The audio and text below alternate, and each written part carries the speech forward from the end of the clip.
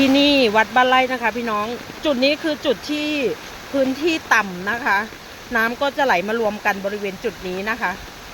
หรือว่าเป็นลานจอดรถนะคะ ตรงประปานะคะประปาวัดบ้านไร่น้ำก็จะไหลมารวมแบบนี้นะคะ แล้วก็จะตกลงไปในบ่อของหลวงพ่อคูณปริสุทธโธนะคะ ถ้าฝนตกแรงๆก็น้ำก็จะแรงแบบนี้เลยแล้ววันนี้น้ำเป็นสีขุ่นสีแดงนะคะ เพราะว่า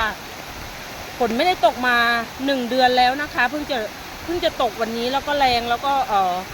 นานแบบประมาณ1 ชั่วโมงได้แล้วนะคะเราเพิ่งจะออกมาถ่ายเพราะว่าไม่กล้ามาถ่ายเพราะว่าฟ้าแรงมากๆเลยนะคะเห็นไหมมันเป็นน้ำตกแบบนี้เลยอ่ะพี่น้อง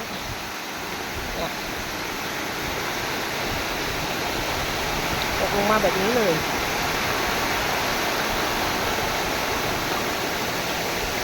ตรงนี้ก็จะเป็นบริเวณใต้ต้นมะขามเนาะแล้วก็มีศาลาริมน้ำอุ้ย